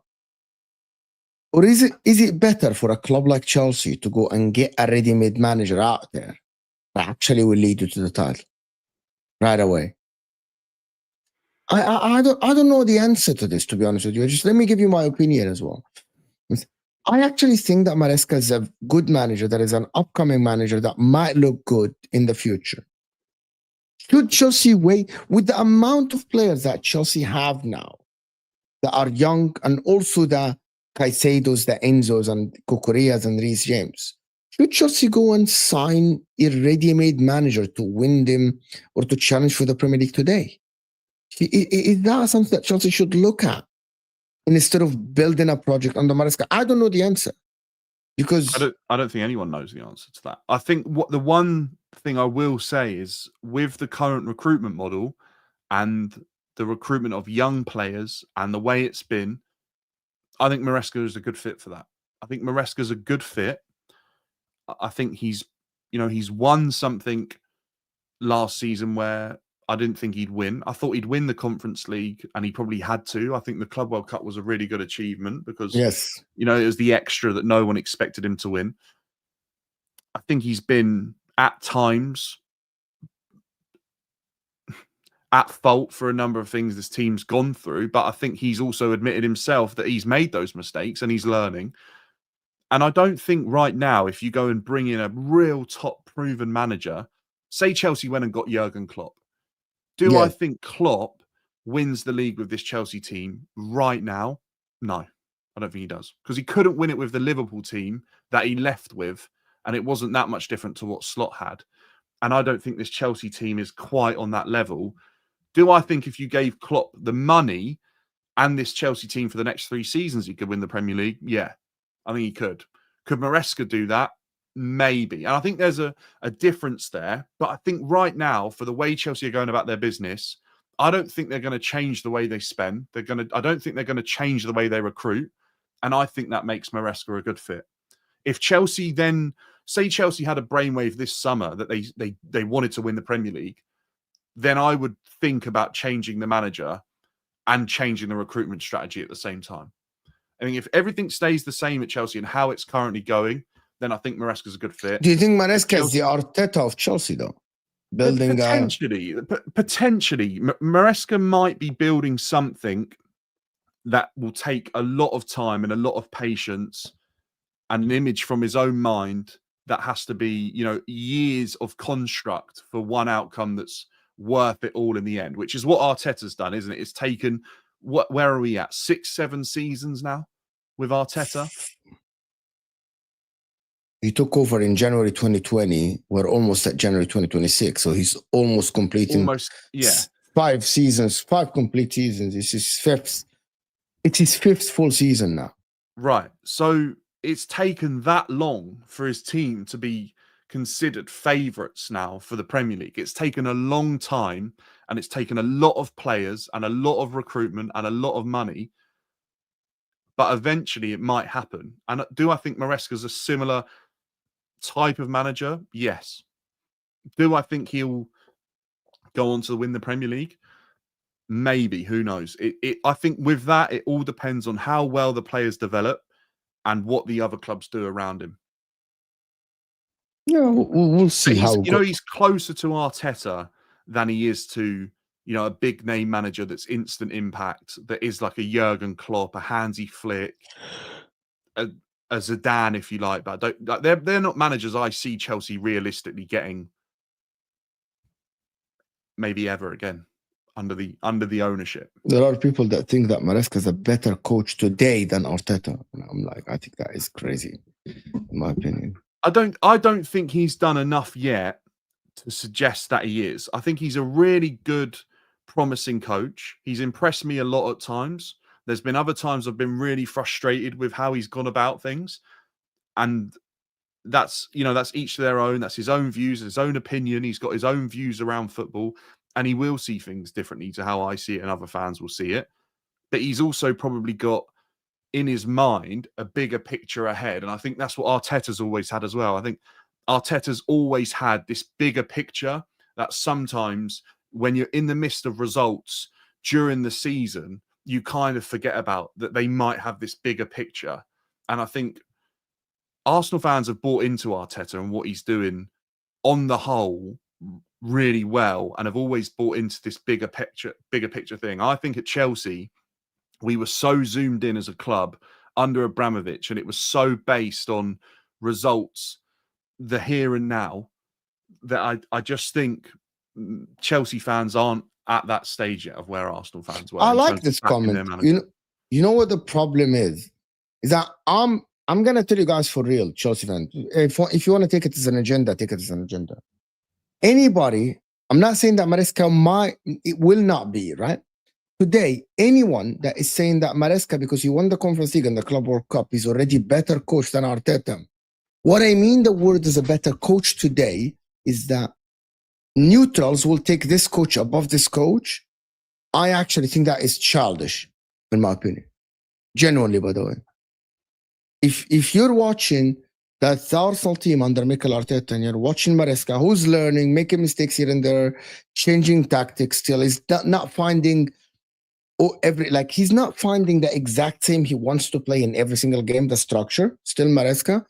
And you tell me, because Maresca won against PSG and won the Conference League, is better than Arteta, I genuinely believe that your hate or your tribalism is actually speaking, is not your brain, in my opinion. It's not your brain, without a shadow of a doubt, right? And I think that banter is getting the best out of everyone now, and tribalism. I have to say my manager is better. I have to. And I have to shit on this manager. Same when other people shit on some players at Chelsea. Same when some people shit on players in Man City. People's tribalism is taking over their thinking, their critical thinking, to be honest with you. And I just disagree with what people think about how, you cannot tell me that, yes, Maresca has managed some big games, right? But I still don't think that Maresca has done enough in the game to actually coach enough games for Chelsea to actually, for us to be convinced totally that, yes, he's a level above Mikel Arteta. I don't think that, you know what I mean? Yeah, I do. I agree with you. I think there's a long way to go yet for Maresca to be considered at a similar level to Arteta, because I think what people don't realise is it might not be a trophy, but for a manager to consistently have his team where Arteta's had his team in the Premier League for so long now, and constantly trying to improve season in, season out, it's really difficult to do. And I think not all managers have been able to do that and are able to do that. It takes a seriously good manager to get his team to perform and refresh that hunger every season. And I think he's showing now that, for 5 years he's been able to do that. And okay, maybe people would have expected more of a trophy haul in that time, and maybe he's neglected and not done well enough in some of the English domestic cups, and he probably could have done better in those. But in the league, I really think he's got this Arsenal side to push as close as it can. But this is where I've spoken about Chelsea in that sense, is that sometimes you can achieve the very best and get the very best out of your team, and it still might not be enough if other clubs have the ability or are more aggressive in their recruitment, and another manager can take them to another level, or that you've got a genius like Pep and you've got a genius like Klopp, serial winners. How do you beat those guys that are even better than you are as a manager, that might even be a step ahead of you, that are the people that educated you in everything that you know? They're always innovating, and I think Arteta's found that, hasn't he? He's found, I have a question for you, but which is the people are saying. So he's built this team, Mikel Arteta, which is, we're gonna move a little bit about comparisons, but he hasn't won at the end. But that's what I'm saying, because of this season, we're yet to see what happens, but he might have finally found himself in a place. But all the other seasons, as much as Arsenal have spent money, I think the other teams have still been more better aggressive than them, and better have than been them. better than them Better as well. than them. And I think they might have, at times, they might have recruited better as well. Or they've like Arsenal made that decision to recruit Havertz for the amount of money that they did as their main striker. And I do think he's been good. But, had they spent that money somewhere else, could they have added something to the team that got them over the line? Or could they have found a striker for the same amount of money that was able to be the difference between them winning the league or not? Let me respond to this. So if this question I get asked a lot. If Arteta was managing Inter, would you have survived? No. If Arteta was managing Barcelona and Real Madrid, would have been sacked already? Yes. Yeah, but they weren't clubs that were in the same position as but Arsenal. Let me tell you my... I don't think Arteta, with the Inter team that Simone Inzaghi had, the best team in Italy for 4 years, or with the Real Madrid or Barcelona, would have been that long without winning the league. And if he joined Bayern, he would have won the league already. And he would have talking about differently. He stuck with Arsenal. He stayed with Arsenal. He hasn't won. Failure. There's no question about it. Failure. Should have won. Absolutely. But you're not going to tell me that if he would have been at Real Madrid or Barcelona or Bayern Munich, when should Arteta have absolutely won the league? Because I don't know if I've ever seen a season until this season that he absolutely should have won the league. I just don't think the opportunity's been there to the extent of absolutely has to have won the league. Because I always feel like there was a better team than his side until this season. But is that the fans' fault? I'm sorry. No. For example, I'm going to tell you something. Though, is harsh, isn't it? Because he's only failing if he had the very best team in the league. But hold on. Okay, so if Maresca stays for... Okay, let me just tell you something. If Maresca stays for the next 4 years, right, and Chelsea's recruitment is the same, and he hasn't won the league or the Champions League for 4 or 5 years. So now let's imagine it's the year 2028, right? And Enzo Maresca has been at Chelsea since 2024. And Chelsea haven't won the league or the Champions League. And the recruitment at Chelsea is the same. Do you think Maresca gets leeway? In your opinion, I don't care about the ownership. Yeah, Why? Maybe because he doesn't have... He's not got the best tools to do the job that he's asked to do if the expectation is win the league. I always think that there's been a better team than Arsenal every season until now. I don't know if I see a better team than Arsenal currently in the Prem. But last season, yes. Yeah, last season, I think Liverpool were a better side.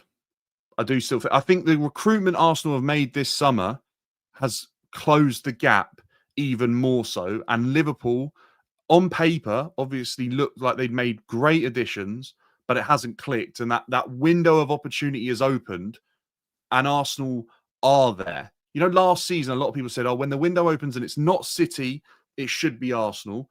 Maybe that's the only criticism you can have of Arteta.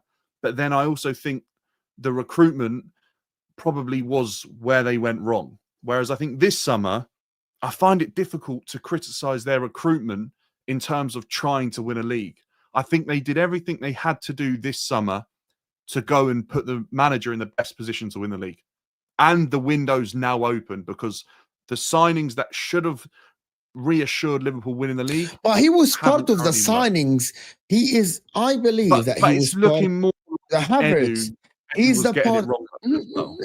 Yeah, but we know that Forest, and it's not gone too well there. Arteta has said himself that he's involved in the signings of Mikel Merino and Calafiori. Okay, and if he is, then he can take blame for that. He can. Yes, if he is. He does. I don't know. I don't know factually if Arteta is in control of the signings. I don't know. He said that he has a big say in the signing. He himself said that.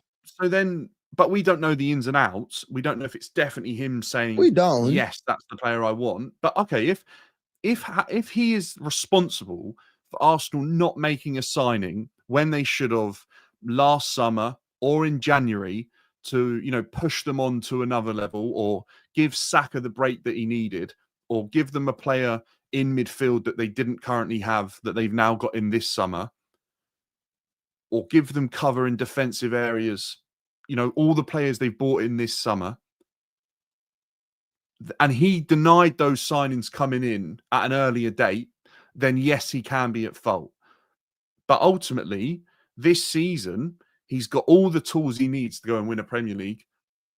And I think this could be the first season where if they don't win it, you might say he's failed to achieve. So this is the first season for you to say that Arteta, if he doesn't win it, he failed.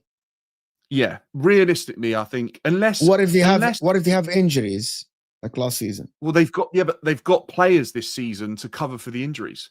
They've got injuries and had injuries at the moment, and they're covering for them because of their recruitment and what it's allowed them to do. They've got Havertz injured and they've got Gyokeres. They didn't have that last year. They had to put a midfielder at striker.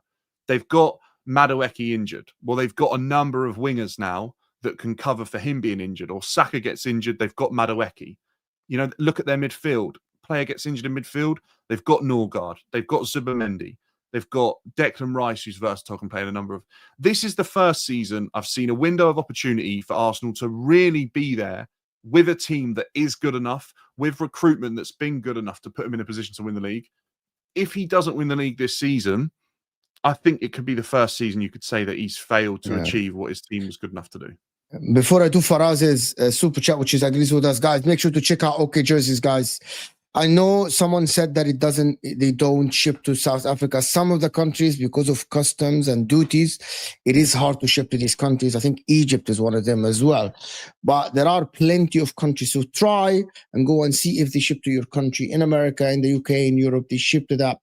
Very good ones as well. I'm going to actually reveal the ones I bought in the next day or two, guys. So make sure to check them out. And also, we aren't even on 100 likes. And we got 300 people in the house. We aren't even on 100 likes, people. Come on. We got tons and tons of votes, but no likes. We got over 160 votes. We're not on 100 likes. Why are you voting without liking the video? And no, Faraz is saying, but Mo, Arteta would not have survived at Inter, Bayern, Barcelona, but he would have also won the league with these teams. Arsenal were never favourites to win the league. Even this year, people had tipped Liverpool. So even this season, people have tipped Liverpool to actually win the title. But that's the thing, isn't it? Is that I don't think Jurgen Klopp at Dortmund was ever in a position where he was realistically the favourite to go and win the Bundesliga, right? When he got to Liverpool, I think there were times in his career where people felt like his Liverpool side were favourites. And it's a different test, isn't it? It's a different... Maybe once Arteta goes on to achieve what he does with Arsenal, and if they do go and win the Premier League, then maybe your Bayern Munich's, maybe your Real Madrid, your biggest clubs in the world, Barcelona's, they might then look at Arteta and think, right, this isn't a project for Arteta. This is go and win us the league with the pressure on, game in, game out. So do you think if he leaves Arsenal, he gets hard by Real Madrid and Barcelona's? And if he wins the league with Arsenal this season and he feels like he's done, that journey comes to an end, as, Klopp's done, all the best. I don't think he will ever leave Arsenal because of the wage. But you just don't know. You never know, do you? Because yeah, of course, not. But I don't think he will because of the. I don't think he will because of the wage.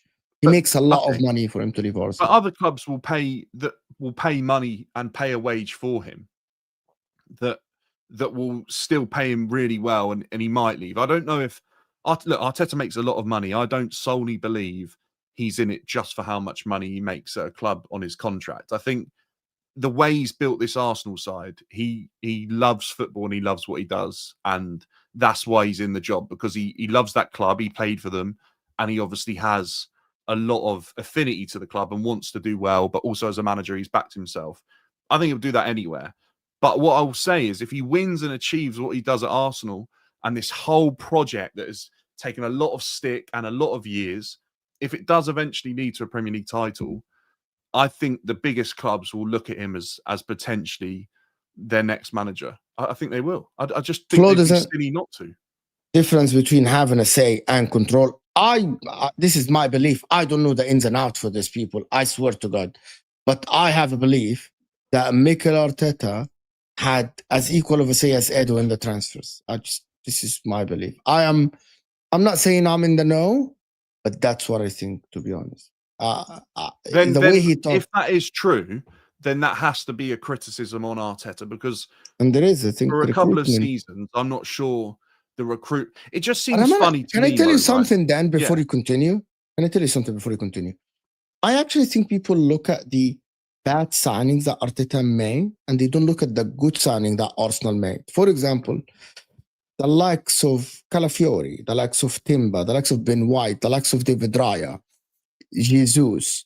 I think Jesus and Zinchenko played a part in getting Arsenal from fifth to challenging, by the way. People don't talk about this. Like, these two came from a winning City team to a team that finished fifth and bottled top four to Antonio Conte's Spurs. And Arsenal the year after had a good season, bottled the league or whatever you want to say, and they fumbled at the end because they didn't have the depth when the Rob Holding played. I believe that Zinchenko and Jesus served their purpose for Arsenal. The problem is they stuck with them longer than what they should. That is the problem with Arsenal. They get attached to players, right? I believe so. There are a lot. Declan Rice is a recruitment for Arsenal that is good. You know what I mean? Yeah, there has been a lot, but there's Odegaard, also recruitment mode that hasn't existed, that I think you can criticize Arsenal and Arteta for if he had equal say in the matter. And the striker. Yeah, they didn't sign players probably when they should have, and that's what you're saying, is they hung on. I think actually it's difficult, because I also think Arsenal probably grew at a rate quicker than what anyone involved at the club thought they might do.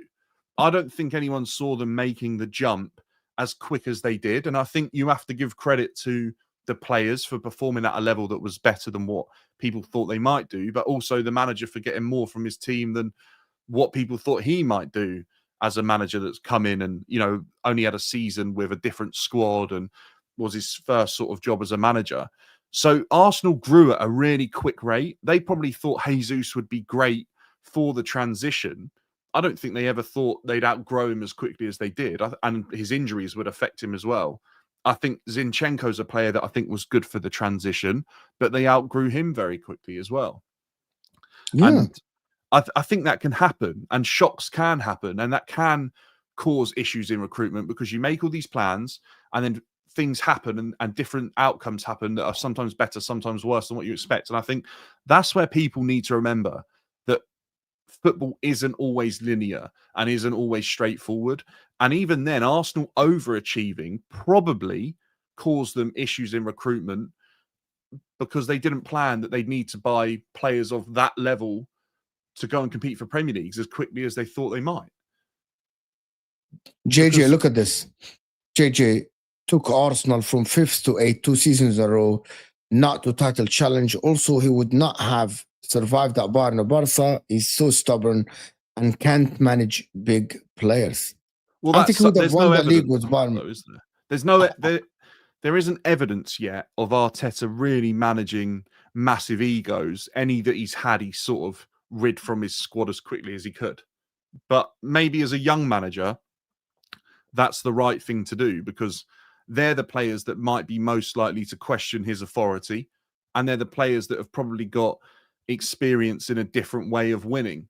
And I think until Arteta can prove that his way is the best way for his team to win, you can't afford to have people in there questioning it.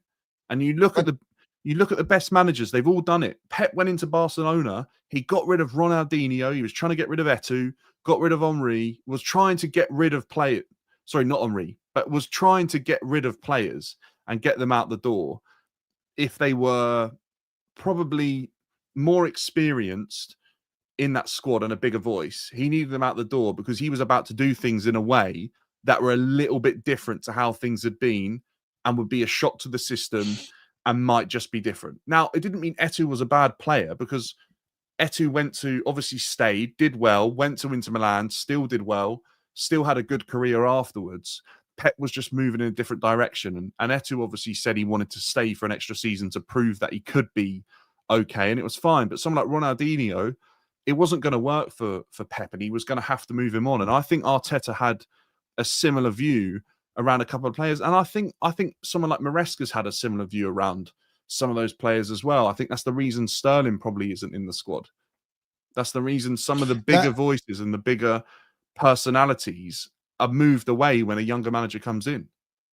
You know what? But I'm going to say something. I told Ashraf. I told somebody else the other day this one. But before I say that, I'm just going to do the super chats, couple of them, because I agree with Dan. First year, they are good enough. Fair enough. People said last season as well, Claude. People said last season, Claude, the Arsenal were good enough. Also, I think the season when Arsenal got 89 points, they were good enough to win the league. I genuinely believe that. They weren't better than the team that beat them, though, were they? I thought they were equal to City, to be honest with you. Factually, they were. They weren't because City didn't have backup as Rob Holding. City had a squad that was, better. I thought that the second year. That's the second year, not the Rob Holding. The year after, when they got 89 points, that was the year after.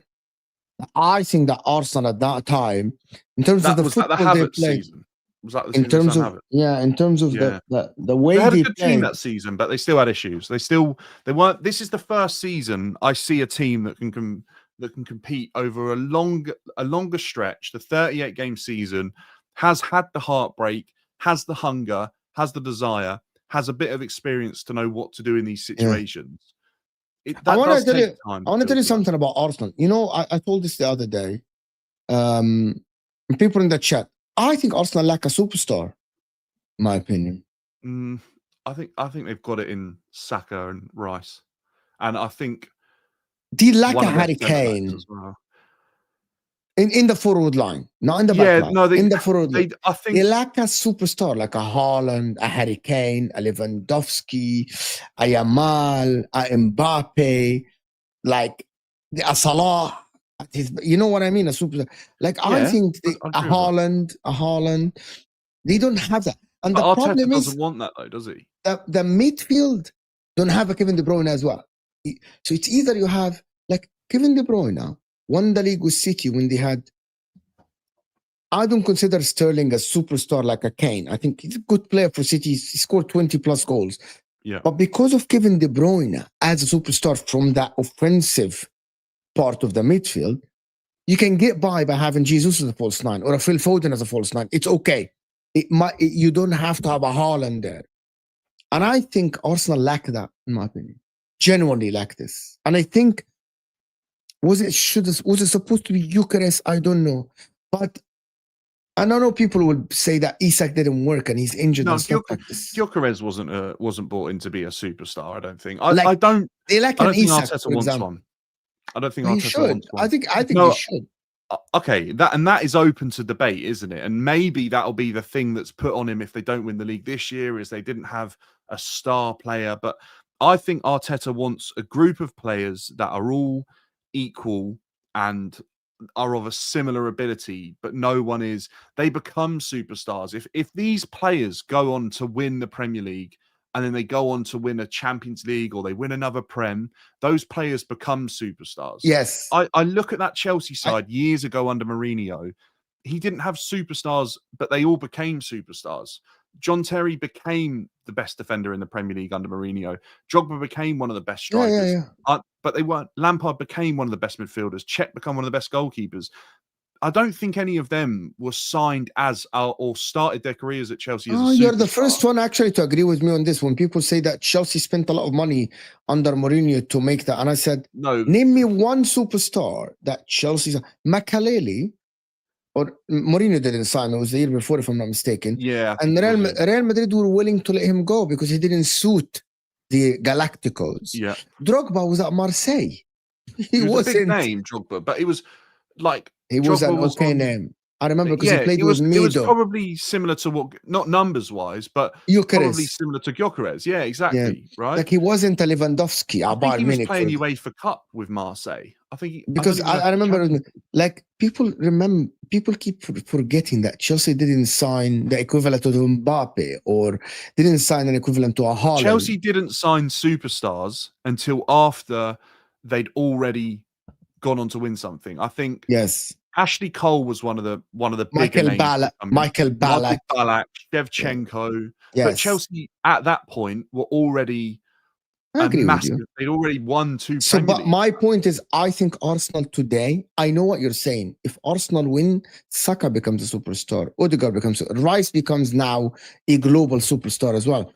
But I think that this team today, if I was at Arsenal, I would sign out instead of signing Gyokeres, I would sign a top-notch forward player. Someone that is, I would spend 100, like an Isak. Okay, I personally, I have a not a hunch or whatever, but I feel like if Ekitike doesn't get the game time he needs at Liverpool, I think he'd be perfect for Arsenal. And I feel like he's shown already that he could be good enough for the Premier League, and there's going to be a competition for places there. It's a whole nother discussion, right? But Arsenal maybe have to go and win something before they can go and sign superstars. Maybe they have to become winners first, and then you add in superstars. Maybe that's the way to do it. If you go for superstars first, do you need a team of winners and experienced players around them? I get your point, but I think that's what that Chelsea side did. That's what that City. Yeah, but like, Mourinho came in and freaking won right away, and now you are in a position. He said he was the special one. I also think there was probably less competition in the league and less amount of spending and money there to be spent at that time. I don't think there was a top 6. There definitely wasn't. I think there was probably a top 3, 4. And I think he was disrupting a very good United and Arsenal title challenge when he come in. And obviously Chelsea had a good season the season before under Ranieri. But I know that was a long time ago, and it was a different game then. But ultimately, it's shown that maybe Mourinho is a better manager at instantly winning something and building something. But Mourinho, when he came, he already won the Champions League and the Cup, and maybe Mourinho is better at that. But it also shows how difficult the Premier League is to win now with the likes of Klopp's Liverpool side that was there for Arteta to compete against, Slot's Liverpool side, and Pep's Man City side. They're already probably tougher competition than what Mourinho was facing at the time. And I don't want to get that doesn't discredit what Mourinho did, but I do think the Premier League is a harder league now than it was 20 years ago. If to win it, yes, because of the point tally. We would have had this argument. At the top, I think it's harder because there is not only you that can get 90 points. There might be like two teams next to you that can get 90 points. I believe that over the last 3 years, Liverpool, City, and Arsenal, they can get 90 points and not win the league, or 89 or 88 points. Back in the days, you get above 85, most likely you won the league. But I also think the talent pool is more spread now than it ever was, because even the teams at the lower end of the Premier League have a huge amount of money to spend and bigger resources to recruit better level of talent. 20 years ago, some of those teams didn't have the money or the resources or the ability to go and have networks and scouts doing the jobs that they do now, and then the money to sign players of that ability. Claude Edison discussed this fact. This is the first year they lead the table without any trailing teams having any game ends in hand. No, Arsenal were 8 points ahead of City, and City had a game in hand, but that means even if City won, there would be 5 points. So that's why I always say the lead was 5 points. But Arsenal City's led the team league. was better than that season. Probably, if you say, yeah, the squad yes, was. okay, 100%. That year, that 93% year, without a shadow of a doubt, City were much better than Arsenal. It showed in the games because it was 3-1 and 4-1, so basically 7-2, and City were better. And also, Pep is better than Mikel Arteta. Like, that's what people forget, that Pep has years and years on Mikel Arteta as a coach, and winning mentality and developing players and making superstars. Years and years. I think this is not the first year. There is a year before that happened, Claude, which is the 23-24. So, the 24-25 as well. Arsenal were ahead, if I'm not mistaken, but without a game in hand. And that's the other thing that team, okay, game in hand or not, that team hadn't yet fully experienced what it was like to be in that position, to be chased, to be hunted down by an incredibly good football team and manager. And, maybe a couple of the players had, but not all of them. Now there's a whole squad of players that have felt what it's like to be in that position, to be hunted down, to feel that pressure. And then ultimately, now they're probably poised to do better. To your point, before I do Claude's next super chat, to your point, every season over the last 3 seasons, people say that Arteta will fail to motivate the players to go again and challenge for the title. Every year. Yeah, well, that's not true, is it? I think he has. It's factually now not true. Arsenal are top of the league. Last season, they didn't challenge. Injury records, and Liverpool were magnificent, but they kept second. They didn't fall off completely, like what City did and what Chelsea did mid-season. The year before, they challenged for the title after people said, 93%, that was your chance of winning the league. I remember that 22-23 season when people told Arsenal, this is it. You aren't going to challenge again. You're going to fall off.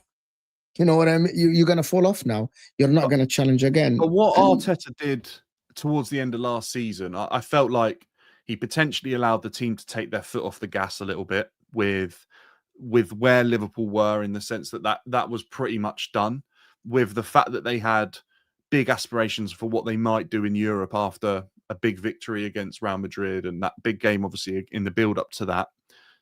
And I think he probably focused on one rather than the other. I think then also to regenerate hunger and desire, this summer, the recruitment did that as well. The recruitment, people underestimate what recruitment can do for a dressing room. It can I spoke with Terry about this many times. Man United. Yeah, exactly. Players that have lost desire and hunger can find that reignited when all of a sudden they're not as comfortable as they once were. And not only like new blood. Like I told Terry, one of the reasons I had a belief in Man United, I kind of lost it when Amorim lost to Grimsby and all this stuff, is that when players look around and see our front line now, it's not Højlund, Xerxes, Garnacho, it is Mbeumo, Cunha, and Sesko. They'll be like, I want to play with these guys. I want to see what I can do as a midfielder, as a fullback, as a centre back with this new front line. That's probably what Bruno is thinking right away, and that's why he didn't go to Saudi Arabia. I want to see what I can do with these people. You know what I mean? When you sign, especially when you sign big names and new blood up top, you think that, I want to try to see what I can do with this new front line, because it didn't work out with us last time. So I think maybe, for example, Odegaard, and I think this is the beauty of the Zubamendi signing for Arsenal. I genuinely believe that Declan Rice, Odegaard, Eze, and the people around Zubamendi are excited to play with him. Yeah, of course they are. Shirky does this for City as well. Like, if you watch Shirky, people want to give Shirky the ball to his feet. Like, every time the guy's coming to Foden or coming to Matthias Nunes or anybody at City, they want to give him the ball. They want to see, okay, this is exciting. Because I experienced this in even amateur level. When you get that new exciting player, right? I want to see what I can do with this guy. How this guy was you start making different runs, or you do different. I'm like, I want to see this guy's gonna pass me the ball. How? They're on different wavelengths. Yeah. Yeah, and I'm like, I want to play with this guy. You know what? I'm like, if I failed with a team and we start the next season with the same team, that is hard to motivate them.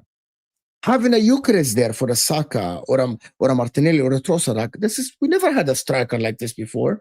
That is a striker that is occupying the center backs. And I think that is City are doing this with Shirky. I believe Doku, I believe that everyone at City that I've watched City are excited when Doku gets the ball. They want to make the runs. They want to see, okay, this guy is going to make things happen.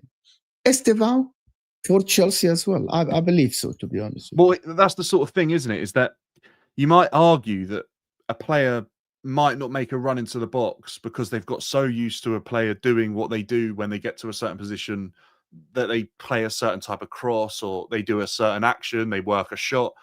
I think João Pedro knows that Estevao's going to get that ball into the box, so he gambles on making that run. And it's things like that, isn't it? That maybe last year or even at different clubs, players don't make certain actions happen because they fall into a level of complacency, and also they know what a certain player might do. Like maybe last year, people knew that Madueke was going to do something of one or two. He'll work a shot onto his left foot, or he'll try and beat the man and go to the byline. So they always knew it was one of two actions that they were going to do. Estevao's got that spark that he might do something different completely, and then players start moving around that and doing different things. And I think that's probably why someone like Odegaard probably wants to be playing now with a striker like Gyokeres. He probably wants to try and provide for him because that's his first real striker that he's got whilst he's at the peak of his powers. Eze's come in. Declan Rice is probably thinking, wow, I can't wait to play with Eze. And Martinelli and Trossard are probably thinking, okay, now we've got a creative player that can play in this role. What's he going to offer me if I make that run that I didn't get before? And it can just revitalize a team. It's so important to get it right. And that's why I think Liverpool's, it's just shocking to me because they should have, in theory, reignited that team, and I almost feel like it's done the complete opposite. I think it's too many changes. I think the manager changed the way they played completely. He changed the way they played completely. They've ended up in transition when they didn't need to be. Yeah. No, don't skip my last super chat. Chelsea had no superstars, but like Arsenal this year, this Chelsea team was deep. Yeah, that Chelsea team. I remember that Damien Duff and Joe Cole. I used to love Damien Duff. Yeah. So exciting to watch Damien Duff. Yeah. I actually think Pedro Neto is very similar to Damien Duff. I think they play very, very similar. Yeah, I think Damien Duff is way more technical. It's harsh. It's harsh on Neto to say that he's not technical.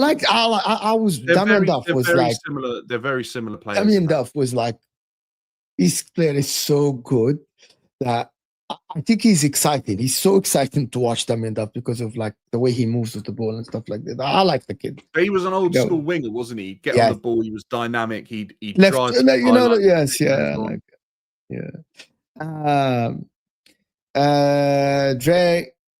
Dre saying, do more one-on-one shows, bring more guests like Dan.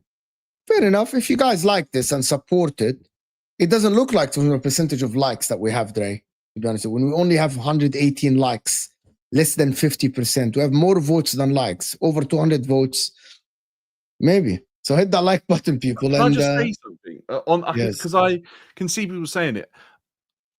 When I say a player is similar to a player, it doesn't necessarily mean that I think they're better than them or that player's better than that player. I just mean in the way that they play the game, they're a similar sort of profile. And in my head, and statistically, they're ticking similar boxes. And that's what is happening with Neto. And if you look at Neto, he's more similar to Damien Duff than he is to a different winger, if you like. He's more similar to Duff than he was to Rob, than he is to, well, Robin and Duff were fairly similar, but Robin, obviously, as he went on, probably achieved a lot more than Duff. But they're similar players. He's not like, I'm trying to think now of a different winger, and obviously it's completely left me, but he's not a winger in the same sense that like Beckham was a wide winger or someone like that. The way Neto plays football for the modern game is more similar to Damien Duff than it is to a different winger, if you like. And it doesn't mean I think he's better or worse. I'm just saying, profile-wise,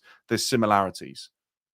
No more Club World Cups. Remember? I don't know what you're talking about, Claude. Are you talking about games in hand? When I don't know what are you talking about, to be honest with you, Claude.